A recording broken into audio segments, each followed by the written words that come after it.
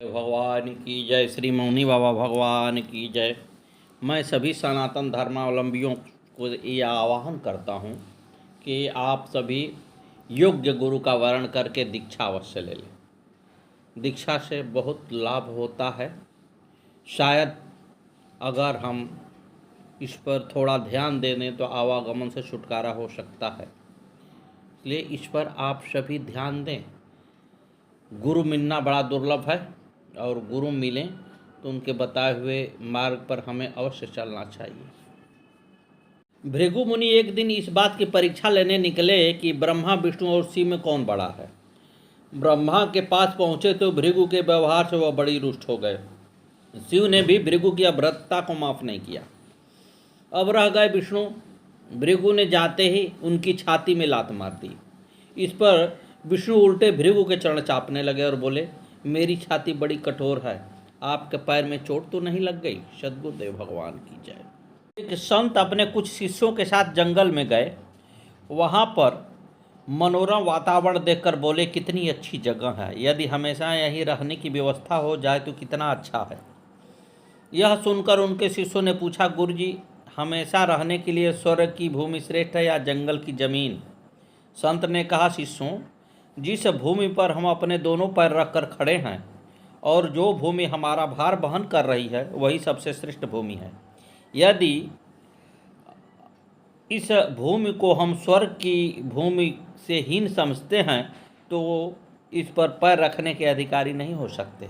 शिष्यों ने कहा, परंतु स्वर्ग की श्रेष्ठता की प्रशंसा तो किया जा सकता है।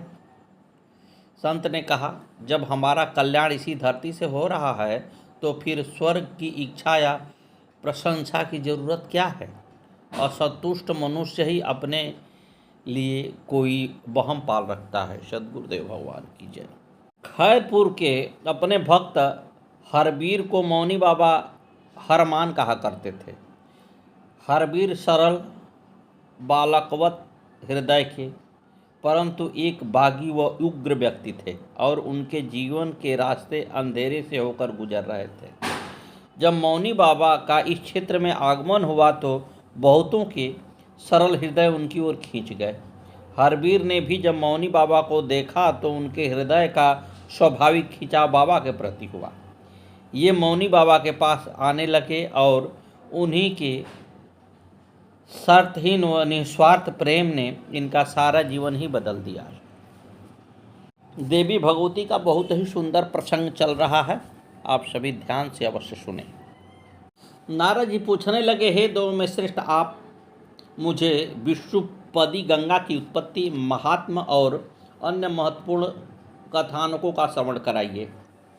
श्री नारायण कहने लगे, हे नारद, पवित्र सूर्य वंश में एक सगर नाम के राजा हुए। उनकी 2 रानियां थीं। उनमें से सेव्या नाम की रानी के पुत्र असमंजस हुआ। असमंज इति ख्यातं सेव्यांग कुलवर्धनम। दूसरी रानी वैदर्भी ने भगवान शंकर की तपस्या की, तब उसके गर्भ रह गया। पूरे 100 वर्ष बाद उसके गर्भ से एक मांस का पिंड उत्पन्न हुआ। उस पिंड के शिव जी ने ब्रह्मांड के रूप में आकर के 60,000 भाग कर दिए और उन सभी टुकड़ों के 60,000 पुत्र हो गए, जो सभी तेजस्वी और पराक्रमी थे। वे सभी कपिल मुनि के शाप से भस्म हो गए थे। महाराज सगर ने यज्ञ किया। उस यज्ञ में घोड़े को इंद्र चुराकर कपिल मुनि के आश्रम में बांध आए थे। सगर ने ये 60,000 पुत्र उस अश्व को खोजने भेजे। वे सभी खोजते खोजते कपिल आश्रम पहुँचे और वहाँ अश्व को देखकर कपिल भगवान से कटु शब्द बोलने लगे। उनके इस व्यवहार से क्षुब्ध होकर कपिल मुनि ने अपनी तेज दृष्टि से 60,000 को भस्म कर दिया। बाद में कपिल भगवान ने कहा कि यदि गंगा जी यहाँ आ जाएं तो इनकी मुक्ति हो जाएगी। तदंतर असमंज ने गंगा को लाने की निमित्त तप किया। 1 लाख वर्ष तपस्या करने के बाद वे काल का ग्रास बन गए। इसके बाद अंशुमान ने गंगा लाने के निमित्त 1 लाख वर्ष तक तप किया, परंतु गंगा लाने का प्रयास में काल के गाल में चले गए। अंशुमान के पुत्र हुए भागीरथ। वे भगवान के परम भक्त, विद्वान, विष्णु भक्त, गुणवान, अजर, अमर और वैष्णव थे। उन्होंने गंगा को ले आने के लिए 1 लाख वर्ष तप करके भगवान श्री कृष्ण का साक्षात दर्शन किया था। वे ग्रीष्मकालीन करोड़ों सूर्य के समान प्रभा से संपन्न थे। उनकी 2 भुजाएं थी, वे हाथ में मुरली धारण किए हुए थे। उनकी किशोर अवस्था थी, वे गोप वेश में थे और कभी गोपाल सुंदरी के रूप में दिखाई देते थे। भक्तों पर अनुग्रह करने के लिए ही उन्होंने यह रूप धारण किया था। उस समय ब्रह्मा, विष्णु, महेश आदि देवता अपनी इच्छा के अधीन उन परिपूर्णतम परम ब्रह्म स्वरूप श्री कृष्ण का स्तमन कर रहे थे। मुनियों ने उनके समक्ष अपने मस्तक झुका रखे थे। भगवान श्री कृष्ण को देखकर भागीरथ ने उनकी स्तुति की और उनसे पूर्वजों को तारने उद्धार करने का आशीर्वाद प्राप्त किया। ब्रह्मा, विष्णु और शिव जी भी पुण्यप्रद दिनों के स्नान का संपूर्ण फल नहीं बता सकते। हे सुंदरी, अब सामान्य दिवसों में संकल्प पूर्वक किए गए स्नान का फल सुनो। साधारण दिवस के संकल्प पूर्वक स्नान का पुण्य मौसल स्नान से 10 गुना अधिक होता है। उससे भी 30 गुना सूर्य संक्रांति के दिन स्नान करने से होता है। अमावस्या तिथि की भी स्नान करने से उसी सूर्य संक्रांति के स्नान के समान पुण्य होता है, किंतु दक्षिणायन में गंगा स्नान करने से उसका दूना और उत्तरायण में गंगा स्नान करने से मनुष्यों को उससे 10 गुना पुण्य प्राप्त होता है। चतुर्मास पूर्णिमा के अवसर पर स्नान करने से अनंत पुण्य प्राप्त होता है। अक्षय तृतीया के दिन स्नान करने से भी उसी के समान पुण्य होता है, ऐसा वेद में कहा गया है। हे नारद, इन पर्वों पर गंगा स्नान करने का फल सामान्य दिवसों के स्नान के फल से 100 गुना अधिक होता है। भगवान श्री कृष्ण कहने लगे, हे गंगे, तुम्हारे दर्शन और स्नान करने के अलौकिक पुण्य का वर्णन करने में वाणी भी असमर्थ नहीं है। मनवंतर आदि तथा युगादि तिथियों माघ शुक्ल सप्तमी, भीमाष्टमी, अशोकाष्टमी, रामनवमी तथा नंदा तिथि को दुर्लभ गंगा स्नान करने पर उससे भी दूना फल प्राप्त होता है। गंगा दशहरा के 10वीं तिथि को स्नान करने से युगादि तिथियों के तुल्य तथा वारुणी पर्व पर स्नान करने से नंदा तिथि के तुल्य फल प्राप्त होता है। महावारुणी आदि पर्वों पर स्नान करने से उससे 4 गुना पुण्य प्राप्त होता है। महावारुणी पर्व पर स्नान करने से उससे भी 4 गुना और सामान्य स्नान के अपेक्षा करोड़ों गुना पुण्य प्राप्त होता है। चंद्र ग्रहण तथा सूर्य ग्रहण के अवसर पर स्नान करने से उससे भी 10 गुना पुण्य मिलता है और अर्धोदय काल में स्नान करने से उससे भी 100 गुना फल प्राप्त होता है। भगवान के ये वचन सुनकर गंगा जी कहने लगी, हे प्रभु, मुझे भारत में कब तक रहना पड़ेगा और मैं भगवान विष्णु का सानिध्य कब प्राप्त करूंगी? भगवान श्री कृष्ण कहने लगे, हे गंगे, हे सुरेश्वरी, भारतवर्ष में लवण और समुद्र नदी स्वरूपिणी तुम्हारे पति होंगे। वे मेरे ही अंश हैं और कलयुग के 5000 वर्ष बीतने तक तुम धराधाम पर रहोगी। भारतवर्ष में रहने वाले सभी लोग तुम्हारी पूजा स्तुति करके अपना जीवन धन्य करेंगे। जो मनुष्य 100 योजन दूरी से भी गंगा गंगा इस प्रकार उच्चारण करता है, वह सारे पापों से मुक्त हो जाता है तथा वह विष्णु लोक को जाता है। हजारों पापी व्यक्तियों के स्नान से जो पाप तुम्हें प्राप्त होगा, वो मूल प्रकृति देवी भुवनेश्वरी के भक्तों के स्पर्श मात्र से विनष्ट हो जाएगा। इसके पश्चात भगवान श्री कृष्ण ने भागीरथ से कहा, अब आप भक्तिपूर्वक इस गंगा जी की स्तुति तथा पूजा करिए। तदंतर भागीरथी ने कैमुत शाखा से वर्णित ध्यान तथा स्तोत्र के द्वारा गंगा जी का बार बार स्तुति तथा पूजा की। पहले गंगा को षोडशोपचार विधि से पूजा की।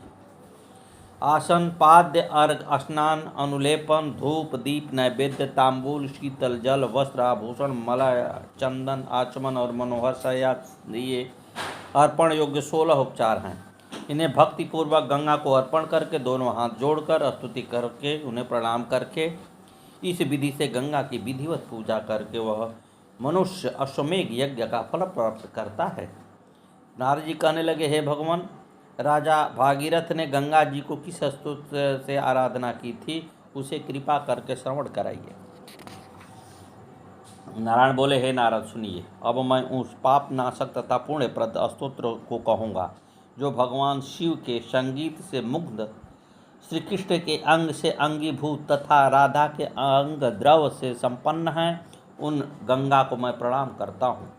सृष्टि के आरंभ में गोलोक के रासमंडल में जिनका आविर्भाव हुआ है और जो सदा शंकर के सानिध्य में रहती हैं, उन गंगा को मैं प्रणाम करता हूँ। जो कार्तिक पूर्णिमा के दिन गोप तथा गोपियों से भरे राधा महोत्सव में शुभ अवसर पर सदा विद्यमान रहती हैं, उन गंगा को मैं प्रणाम करता हूँ। जो गोलोक में करोड़ों योजन चौड़ाई तथा उससे भी लाख गुनी लंबाई में फैली हुई हैं, उन गंगा को मैं प्रणाम करता हूँ। इस प्रकार राजाधिराज भक्त भागीरथ ने गंगा स्तोत्र से गंगा जी की पूजा की। स्तुति के से प्रसन्न गंगा जी प्रसन्न होकर भागीरथ का अनुकरण करती हुई कपिल आश्रम पहुंची। गंगा का स्पर्श पाकर के सगरपुत्र तत्काल मुक्त होकर बैकुंठ को चले गए।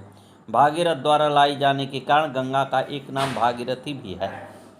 नारद जी बोले, हे भगवान विष्णु के चरण कमलों से प्रकट होकर वे गंगा जी किस प्रकार ब्रह्मा के कमंडल में स्थित हुई और शिव की प्रिया के रूप में कैसे विख्यात हुई। हे मुनिश्रेष्ठ, वे गंगा भगवान नारायण की भी प्रेयसी किस प्रकार हुई, यह सब मुझे बताने की कृपा करें।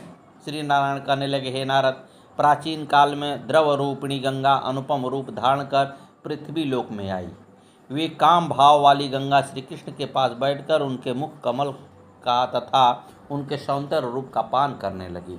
उनका रोम रोम खिल उठा। वे श्री कृष्ण के रूप लावण्य से चेतना रहित सी हो गई थी। इसी समय वहाँ पर अनुपम सुंदर स्वरूप वाली 30 करोड़ गोपियों के साथ वहाँ श्री राधे जी आकर विराजमान हो गईं और कहने लगी, हे प्राणेश, आपको काम भाव से देखने वाली यह सुंदरी कौन है?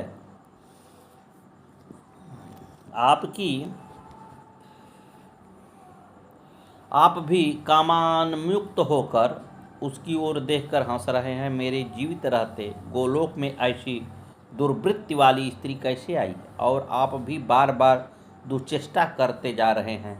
कोमल स्वभाव वाली स्त्री जाति होने के कारण प्रेमवश मैं आपको क्षमा कर दे रही हूँ। राधा जी पुनः कहने लगी, हे कामी ब्रजेश्वर, आप अपनी इस प्रेयसी को लेकर गोलोक से अभी चले जाइए। मैंने आपको पूर्व में भी चंदन वन में गिरजा के साथ देखा था। उस समय भी मैंने अपनी सखियों का वचन मानकर क्षमा कर दिया था। इसी प्रकार चंपक वन में शोभा के साथ भी देखा था तथा वृंदावन में आपको प्रभा गोपी के साथ देखा था। उस समय भी आप मुझे अपना जानकर छिप गए थे। इसी तरह रासमंडल में शांति नामक गोपी के साथ देखा था और क्षमा गोपी के साथ आपको आनंद वन में देखा था। आपसे मैं और क्या कहूँ, आपका यह व्यवहार अक्षम्य है। तदंतर श्री राधा जी ने गंगा से कहना आरंभ किया। तभी भयभीत गंगा जी अंतर्धान होकर जल रूप हो गई। वह सिद्ध योगिनी राधा योग बल के प्रभाव से इस रहस्य को जानकर सर्वत्र विद्यमान उन जल स्वरूपिणी गंगा को अंजलि से उठाकर मुंह में पान करने लगी। तत्पश्चात सिद्ध योगिनी गंगा योग बल से इस रहस्य को जान लेने के उपरांत भगवान श्री कृष्ण के चरण कमलों में प्रवेश कर गई और उनके शरणागत हो गई। श्री राधा गंगा जी को गोलोक, बैकुंठ लोक और ब्रह्मलोक खोजने लगी, परंतु गंगा कहीं दिखाई नहीं दी। सर्वत्र पानी का अभाव हो गया। सारा जीव जल के बिना परेशान होने लगे। देवता, दैत्य सभी के कंठ सूख गए। तब ब्रह्मा, विष्णु और शिव जी सभी ने भगवान श्री कृष्ण को प्रणाम कर स्थिति से अवगत कराया। सारी परिस्थिति समझकर श्री कृष्ण ने विष्णु और ब्रह्मा आदि का स्वागत कर गंगा और राधा जी का सारा समाचार श्रवण करा दिया और कहा, राधा जी क्रोध कर गंगा जी को पीने की उद्यत हो गई थी।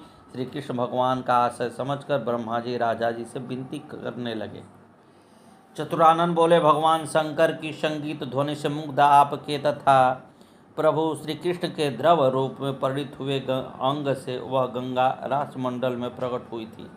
अतः आप श्री कृष्ण के अंश स्वरूप होने के कारण आपकी प्रिय पुत्री के तुल्य ये गंगा आपका मंत्र ग्रहण करके आपकी पूजा करें।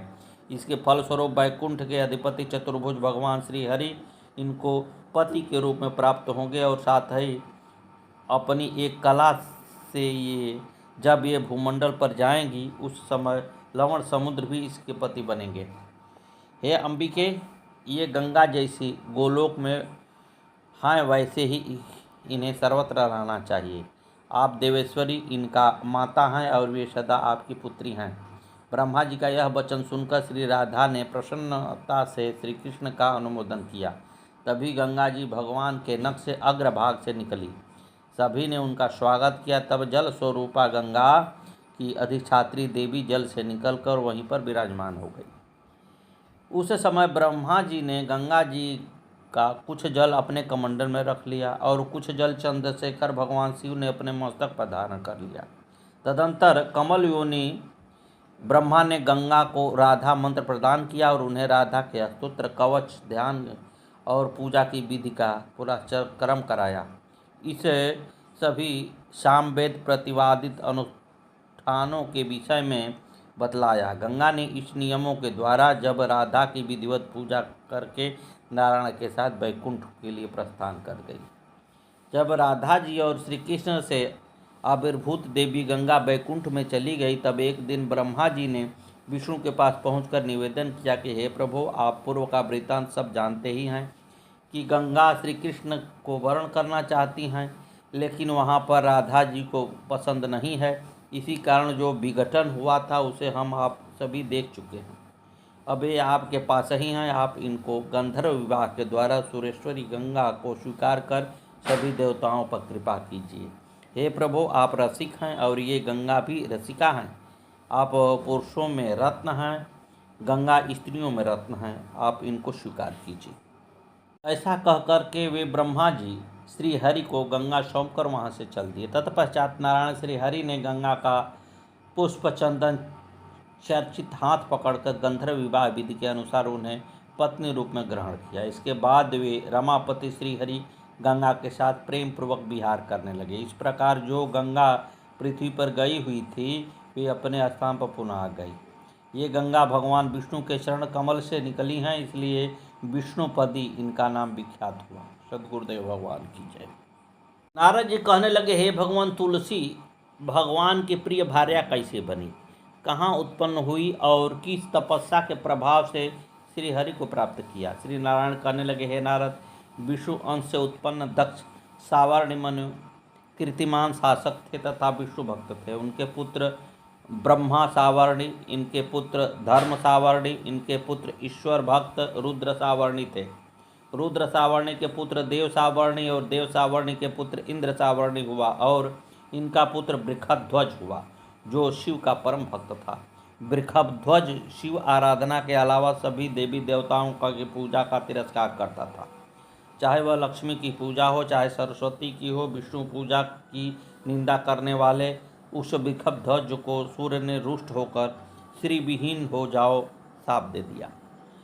शाप को सुनकर भगवान शिव त्रिशूल लेकर सूर्य के पीछे भागे। भयभीत होकर सूर्य अपने पिता कश्यप के पास पहुँचे, कश्यप ब्रह्मा के पास और फिर तीनों भगवान नारायण के पास गए और प्राण रक्षा की गुहार लगाई। विष्णु भगवान ने सूर्य को सांत्वना दी, तभी वहाँ क्रोध में भरे शिव जी आ गए। भगवान ने उनका स्वागत किया और क्रोध का कारण पूछा। शिव जी कहने लगे, सूर्य ने मेरे भक्त को श्रीहीन होने का शाप दे दिया, उसका क्या होगा। विष्णु भगवान कहने लगे, हे शिव जी, पृथ्वी पर अब तक 21 युग बीत गए हैं। आपका भक्त बृषध्वज और उसका पुत्र रथध्वज भी काल का ग्रास हो चुका है। रथध्वज के 2 विष्णु भक्त पुत्र धर्मध्वज और कुशध्वज हैं। उन दोनों की पत्नियां लक्ष्मी की कृपा से पुनः धन संपदा से युक्त होकर सुखपूर्वक राजा के रूप में रहेंगी। सद्गुरुदेव भगवान की जय। रिपुसूदन पद कमल नमामि,